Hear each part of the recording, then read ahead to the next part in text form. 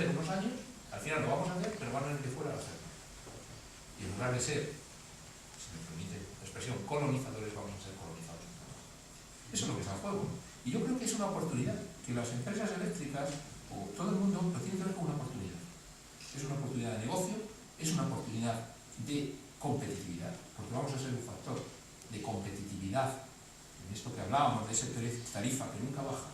Ahora, al ir alguien a ofrecer un producto que puede hacer que su tarifa le baje, pues va a incrementar. Yo creo que va a ser un factor de competitividad dentro de ese mercado.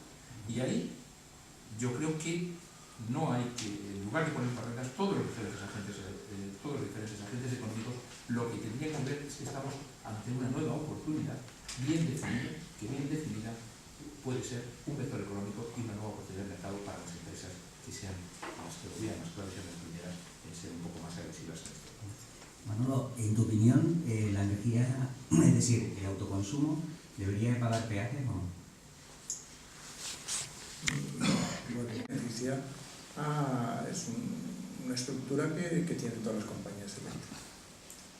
Entonces, en ese sentido ha sido revolucionario el autoconsumo, porque utilizando las mismas infraestructuras que tenemos, puedes inyectar energía en esas mismas redes. Hay que tener en cuenta que los generadores eléctricos se pelean con la normativa porque hay líneas que te permiten, si son de distribución, que inyectes un 50% en generación, y si son propias puedes inyectar el 100%. A las líneas, aunque las definas como de distribución o propias o las que quieras, ellas son las mismas siempre. Y si en una línea puedes inyectar el 100% porque sea de distribución, probablemente también lo puedes hacer. Pero las regulaciones, siempre partimos de regulaciones muy limitadoras y a favor de las compañías eléctricas o a favor del sistema en el que queramos entrar, van a favor del que está en el sistema. Sobre la bombilla, si quiere, y hacer un pacto, el que sea, pues eso es ilegal. Eso es ilegal. Más todo tipo de regulación. Gracias. Yo creo que estoy totalmente de acuerdo con lo que ha dicho Manuel, pero creo que hay que cambiar el chip. O sea, más que pedir más regulación, lo que hay que pedir es menos regulación. Me explico. Hay que darle una vuelta al sector eléctrico completo. El autoconsumo es una de las vertientes que está descolocando el sector porque no estaba previsto. Por ejemplo, el caso del autoconsumo compartido es un tema clásico, ¿no? Efectivamente, la estructura legal ahora no lo permite, pero es que la interpretación que habitualmente se hace en el sector eléctrico es que si algo no está expresamente permitido, está prohibido. Y debería ser lo contrario. Si algo no está expresamente prohibido, debería estar permitido, desde nuestro punto de vista. Es decir, deberíamos tener una regulación mucho más simple de la que tenemos en este momento para el autoconsumo. Dicho esto, voy directamente al asunto de los peajes.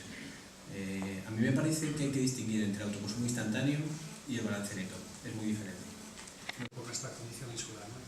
Se paga en el recibo de la luz de dos maneras. Una parte en el término fijo, en el término de potencia, que solo depende de la potencia que tenemos contratada, y otra parte en el término de energía. Entonces, digamos, hay que diseñar la introducción del autoconsumo y la forma económica de regular el autoconsumo de forma que sea sostenible, de forma que no se le haga otro agujero y se dejen de recaudar cantidades importantes para el pago de esos costes que, por decirlo así, inicialmente tenían esa naturaleza de costes fijos y que, bueno, que se le han introducido otra serie de cuestiones también. Un horizonte determinado en cuanto a la punta de demanda. Por lo tanto, en un país, en un sitio que no es Canarias ni es la península, donde la punta de demanda se produjese coincidiendo aproximadamente con la máxima producción fotovoltaica, indudablemente podría contribuir claramente a la reducción en infraestructuras de red. Mientras mantengamos, yo creo que es inamovible la premisa de garantía de suministro, si la punta de demanda y las puntas anuales se producen en horas nocturnas, en este caso, la fotovoltaica sin almacenamiento no contribuye nada a aliviar la necesidad de infraestructuras de red. Esa era la primera cosa que quería comentar. La segunda, ¿qué le preocupa al operador del sistema con relación al consumo? Pues, nada en particular con relación al conjunto de las energías renovables no gestionables. Y cuando digo preocupa, no le doy ninguna connotación negativa, el planteamiento del sistema lo que tiene es que atender o tratar de hacer posibles con los medios disponibles los mandatos que establece la política energética. Es decir, no es cuestión de que si quiera tener más o quiera tener menos. Queremos gestionar correctamente en beneficio de los ciudadanos y de los agentes del sistema lo que el regulador decida. Pero hay también un hecho casi consolidado y que también induce a error. El gran problema de un sistema es mantenerlo estable. Y el mantenimiento de la estabilidad de un sistema eléctrico, perdonen, es una pequeña cuña técnica, pero inevitable. Tendría que reaprender mi oficio probablemente, pero en fin, lo que digo lo digo con total convicción. Y por lo tanto, esas son dos consideraciones que aplican al balance neto, pero que aplican en general al problema de la gestión de las energías renovables. Sí quería comentar una cosita más y termino, Enrique, enseguida. ¿Me hace el acceso? Sí. ¿Cuál es el problema? Las que corresponden, es que tienen que reflejar con justicia los costes que induce para el sistema. Por eso es otra cuestión que quiere que desarrollamos un poco posiblemente. Indudablemente, uno de los beneficios y que deberá considerar esa valoración de las cajas de acceso que debe pagar el balance neto es su contribución a la reducción de pérdidas, porque eso sí que es una si es universal para cualquier caso, sí que es una afirmación que se puede hacer con carácter general. Manolo. Que cargarle más gastos a ese tipo de generación. Y en cuanto a lo que te decía antes, el modelo de un sistema distribuido sí tiene una inercia y tiene una estabilidad grande. No me vale el modelo de una planta fotovoltaica de 1 megavatio en un solo sitio, que puede venir una nube y se apaga o se dispara. Un sistema distribuido con millones, porque estamos pensando en un sistema distribuido de millones de pequeñas plantas generadoras fotovoltaicas, es absolutamente estable en el día. Y eso sí, tiene una programación clara. Por la noche no hay nada y por la tarde está bajando la potencia, pero cuando sigo firmando esto estoy pensando en el pueblo en que estamos hablando de sistemas insulares de división geográfica pequeña y donde hasta la fecha la generación de carácter fotovoltaico está muy concentrada geográficamente. Quiere decir esto que lo que perturba en determinado momento en la insolación de una planta es prácticamente algo que ocurre en muy poquito tiempo para el conjunto de ellas. El beneficio de la difusión geográfica es innegable, estoy completamente de acuerdo contigo, no puede ser de otra manera. Pero ese beneficio se captura en muchísimo menor medida en territorios de reducido tamaño como son las islas y territorios donde además de ese reducido tamaño se produce una concentración particular en determinadas zonas de todo el recurso. Cuando estamos hablando del autoconsumo estamos pensando en muchos miles, decenas de miles para llegar a que se nos hizo un problema en el sistema. Yo para introducir otra idea...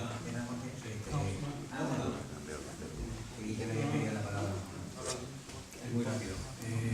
Creo que nuevamente tenemos un problema de enfoque.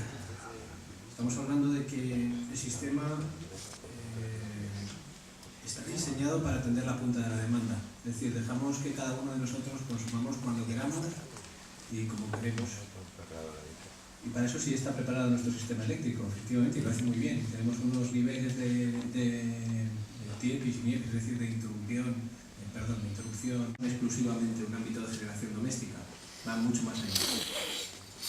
Efectivamente, si me das ahora la palabra, totalmente de acuerdo con lo que acabas de decir, Jorge, y digamos que ese planteamiento de ese cambio de modelo hacia un modelo en el cual pues haya otros componentes, muchos más componentes en los cuales la eficiencia energética del lado del consumo y la participación del consumo en ese balance y en ese equilibrio del sistema juegue un papel más importante. Eso está, digamos, en la mesa, está en el futuro y se está trabajando para que ese futuro se acerque lo más posible, ¿no? Y en ese ámbito sí que me gustaría introducir un componente que es interesante en ese aspecto, que es el del vehículo eléctrico, que es una carga que puede ser bastante gestionable y que por otro lado es un elemento que de por sí introduce una gran eficiencia energética en el conjunto del sistema, porque necesita la mitad de energía básicamente para hacer el mismo desplazamiento que el vehículo convencional. Por lo tanto, aborda la eficiencia energética doblemente, ¿no? Y con respecto a lo que decíamos antes, que juega un papel importante y que queremos que así sea, que específicamente en las islas estamos iniciando proyectos en ese sentido. Y con respecto a lo que decíamos antes digamos, de los peajes, yo creo que no ha quedado suficientemente claro encima de la mesa dónde está la dificultad regulatoria del asunto, y es que si queremos hacer un tratamiento sostenible al tema del TAN, de por sí es reduciendo la factura de consumo neto que extraen del sistema. Al reducir la factura de lo que pagan, digamos, de los kilovatios hora que pagan al sistema, se reduce también enormemente ese pago de peajes del que hablábamos antes, ¿no? Entonces hay que ver esos peajes de menos que se dejan de ingresar en el sistema, pues el regulador tendrá que decir de qué otra manera recauda esas cantidades que ha dejado de ingresar con esos kilovatios que ha generado a nivel doméstico. Ahí está, claro, me refería antes a eso, ¿no? Cómo se trata, de qué manera se hace para no darle otro agujero a la... Mira, yo precisamente quería remarcar este último que ha hecho José Manuel, que ha hecho ya en su primera intervención, en el caso un poco desapercibido, pero también parece clave, porque es lo que está paralizando, ¿no?, el que esto salga. Es decir, vemos una vez más cómo el problema del déficit nos está condicionando las decisiones políticas energéticas que son positivas. Fíjate que este argumento, llegado a su silogismo natural, lo que te dice es que en este momento, para el sistema, cualquier medida de eficiencia energética es mala. Sea poner paneles fotovoltaicos, sea cambiar una lavadora por una lavadora más eficiente. En realidad es que estamos pasando el debate antiguo, en el que las renovables eran más caras que las convencionales, pues siempre veíamos las ventajas de las renovables desde el punto de vista medioambiental, desde el punto de vista económico, porque generan empleo y además no exportas el pago de los combustibles a un sistema ajeno al sistema económico español. Y estamos siempre peleando, intentando convencer al Ministerio o al que fuera para que nos ayudara a compensar esas ventajas que tenía o las otras que veíamos que iban a venir en futuro, porque pensábamos que se iban a reducir los costes y que era trabajar para el futuro así. En este momento ya hemos llegado al caso de Canarias, hemos sobrepasado, no vale la pena estar calculando si es una décima más o un céntimo más o un céntimo menos. Hemos sobrepasado los costes de la convencional y estamos todavía discutiendo. No deberíamos discutir demasiado. Y el problema que el otro día en la reunión había un parlamentario del PP que dijo que no se va a poner más renovables porque hay un exceso de potencia invertida y que aunque las renovables son más baratas, ¿qué vas a hacer con lo que está invertido? Es decir, que la ley del sector eléctrico, que intenta que compitan tecnologías, que la más barata se imponga a la más cara, lógicamente por una cuestión de eficiencia económica, ¿no? Pues parecía que allí no es el momento. Y es posible que, como estaban hablando al principio, el debate del déficit tarifario ha colapsado el debate antiguo de las renovables. Antes era un debate mucho más sencillo. Veías temas económicos que venían, que se iban aumentando, y en este momento estamos aquí todos hablando y sigue aumentando. Porque con las últimas regulaciones no se va a disminuir el déficit. Hay una segunda pregunta que además tengo especial interés de que Santiago sea el primero en responder. La leo textualmente. ¿Cuál es el nivel de penetración de las renovables compatible con la seguridad del suministro? Aquí en Canarias. Es una pregunta que creo que es básica y que hoy no debemos de dejar de responder. Es muy sencilla, la pregunta es muy complicada de responder. Lo voy a hacer por tramos. Esta es una de las respuestas que esperas aquí. Al final uno siempre espera un número, ¿no? Vayamos al caso del sistema eléctrico de Tenerife. Las condiciones actuales, y ahora explicaré a qué me refiero con condiciones actuales, donde actualmente hay instalados de los 905, quizás los estáis haciendo mejor que yo, 105 megavatios, puede ser, sí. Y no puede ser, y estoy aflorando un problema. Un problema desde el punto de vista de la gestión, no un problema de la fuente en sí, sino un problema de la gestión de la misma. De esos 100 y pico megavatios, pues no recuerdo exactamente la cifra, pero al menos un 70, como máximo 70% y un 70 y pico por ciento es observable, es decir, se sabe la producción que hay en cada momento. Recuerden que decía antes que la principal dificultad de índole técnico de forma segura las renovables es el balance instantáneo de energía. Por tanto, no observar una parte de lo que está ocurriendo y introduce patrón adicional de complejidad de incertidumbre. Pero voy a ir un pasito más allá.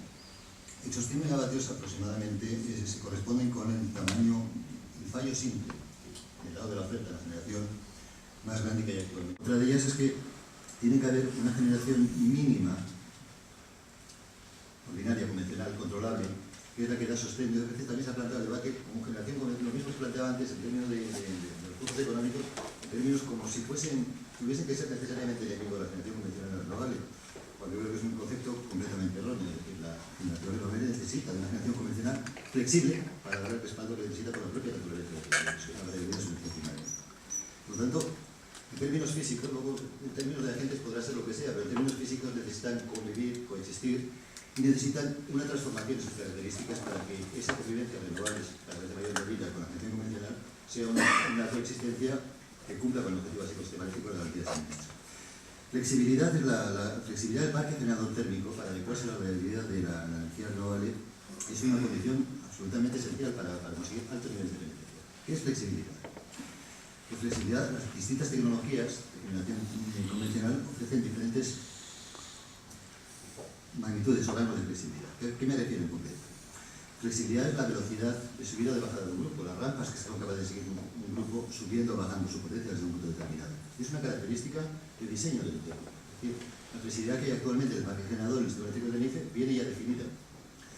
Hay tecnologías más flexibles y menos. Las turbinas de gas, por ejemplo, es una falta de sistemas hidráulicos hidroeléctricos, que podría ser un tema que por no extenderme ya mucho más no voy a tocar. El elemento flexibilidad de la misma, manteniendo un número adecuado de eficiencia, fuese un elemento básico para decidir qué tecnologías, qué tamaños de equipos deben colocarse, pensando que van a jugar más que el papel de funcionar en base, van a tener que funcionar como respaldo a la generación renovable. No respondía a tu pregunta directamente, pero un elemento demasiado. Bien, gracias. Si les parece, voy a hacer la misma pregunta, pero de otra manera, ¿no? Y para no dejarla ahí, ¿sería posible el 100% renovable? Como es, al final es lo mismo. Es decir, estamos hablando de condicionamiento técnico. ¿Podríamos responder un poquito hacia lo que estaba diciendo Santiago desde vuestra opinión? Bien, a ver, tan solo una cosa. Yo creo que también hay una tendencia comprensible, por otro lado, no ocasiona ningún problema. Por lo tanto, yo confío en el operador y lo único que tenemos que pedir es que siga, digamos, en su empeño de hacer posible lo de la renovable. Yo creo que se puede hacer. ¿El 100%? Bueno, depende de a qué horizonte me digas, ¿no? Yo creo que sí que es posible, lo que pasa es que, como ya se ha dicho, pues tendrá unas consecuencias y unos costes. Ahora mismo, para mañana no. Yo creo que esto es una cosa que si se plantea se puede hacer, siempre que haya sistemas de gestión y los recursos. Los recursos existen, las tecnologías tienen que acabar de aprender a reducir costes y la gestión del sistema la podemos también mejorar y aprender. Un poquito en línea con esto que se ha ido diciendo, indicar que con las experiencias que estamos poniendo en marcha en el hierro, yo creo que avanzaremos bastante. Creemos que tendremos una posibilidad de experimentar ahí, porque habrá muchos días en los cuales solo con la nueva central podría abastecerse la isla. Con el cómputo anual creemos que estaremos en torno a entre un 60 y un 70% de cobertura con renovables de la demanda anual de la isla. Entonces, pues bueno. Gracias. Otro tipo de energía, ¿no? Fundamentalmente el transporte. Y podríamos hablar mucho del transporte, del vehículo eléctrico, pero es que no se trata solo de sustituir el coche que cada uno tenemos de combustión por un vehículo eléctrico, es que también se trata de cambiar el modelo de movilidad que tenemos.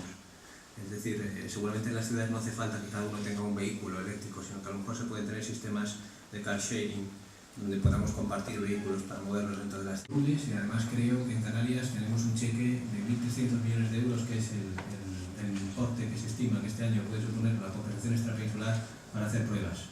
Es decir, creo que es el sitio ideal para iniciar este tipo de tecnologías. 100% de acuerdo que hay que sentarse, creo que es muy importante, además en Canarias con la cantidad de administraciones que se tienen es más importante todavía. Esto requiere un acuerdo social muy amplio. Las experiencias internacionales que hay desarrolladas en este ámbito pues, han sido atestiguan. Hace falta sentar a los empresarios, hay que sentar a los consumidores y hay que sentar a los ciudadanos, porque también hay un elemento de impacto visual y medioambiental. Tener en cuenta las eficiencias de las baterías como sistema de almacenamiento es muy alta, el sistema hidráulico tiene un 50 o un 60% de eficiencia, desgraciadamente, pero vaya, entre las baterías, los vehículos eléctricos y la diversificación, como la geotermia, las olas, que no creo tanto en las olas, pero a lo mejor la geotermia sí, pues tenemos que ir avanzando en ese futuro que en los próximos, a lo mejor dentro de... Magnífica la jornada, porque por lo menos como no soy un experto en la materia, y creo que ya no lo seré más, porque es tremendamente complicado. Este sector eléctrico para mí requiere un máster especial para llegar a entender realmente qué significa. Al final sí he sacado una conclusión que el significado más importante se resume en una palabra: el sistema. Bueno, ¿qué es eso? Alguien me lo explicará algún día, cuáles son los apellidos del sistema, cuál es el número del carnet de identidad del sistema, etcétera, etcétera. Pero en fin, como ahí cabe todo, pues todo, sea bueno, sea malo, sea basura o no sea basura, va al sistema. De cualquier manera, felicidades de verdad, y como canario también coincido plenamente con lo que se acaba de decir, que ya además avalan ya en términos económicos lo que ha dicho Jaume Margarit, hablando de futuro.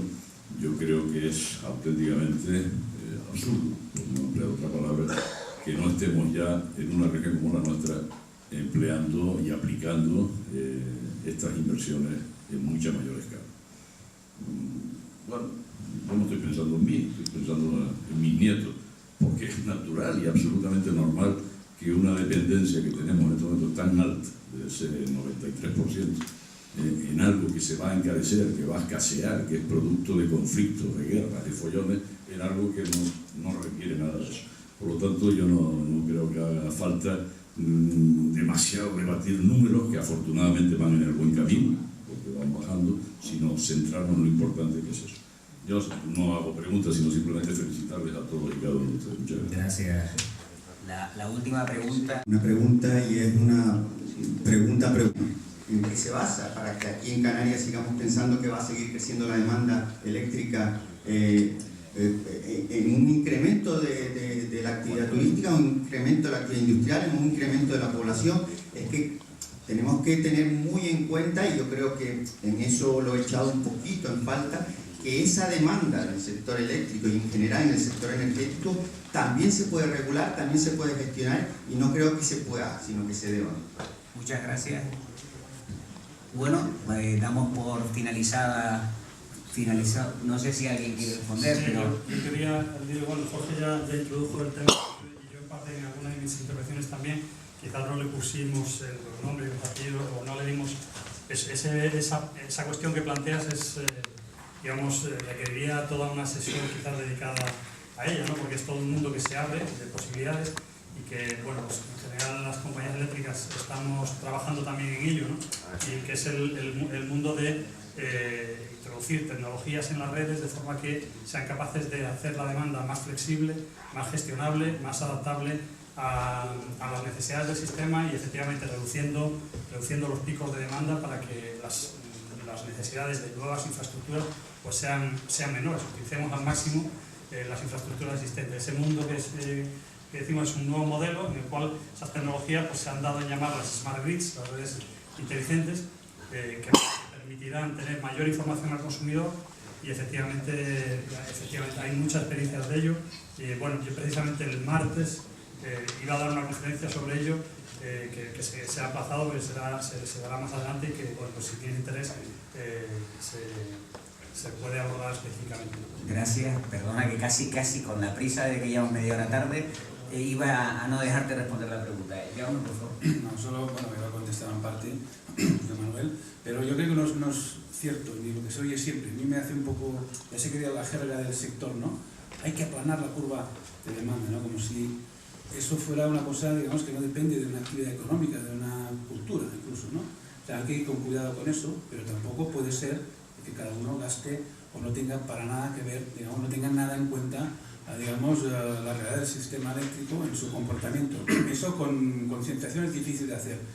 Tiene que haber señales, digamos, para el consumidor, para que pueda responder a este estímulo. Ahora no tiene, el sistema no le da. Y por lo tanto, si tú tienes una tarifa plana y enchufas ahí y siempre tienes electricidad, pues cuesta mucho concienciarse en que hay que ahorrar esas cosas. Pero bueno, yo creo que esto forma parte de una renovación del sistema eléctrico que tendríamos que empujar entre todos, poniendo a la demanda en el centro y al principio del diseño del sistema, no como ahora. Ahora el sistema está diseñado a partir de la generación. Yo creo que eso tiene que invertirse, es fácil de decir, no es fácil de hacer, pero eso sería un primer paso. Y lo que hemos estado hablando aquí del balance neto y del autoconsumo, yo creo que es una primera piedra en eso. Cuando los señores, tú tienes en tu casa un equipo de generación, seas mucho más concienciado, sabes de qué va eso, sabes cuándo genera, cuándo no, sabes lo que te cuesta. Por lo tanto, un poco la respuesta, aunque estoy de acuerdo que esto es un tema que merecería toda una jornada dedicada de cómo se puede, digamos, mejorar el sistema. En fin, quería alargarme más. Muchísimas gracias. Señores, ha acabado el debate.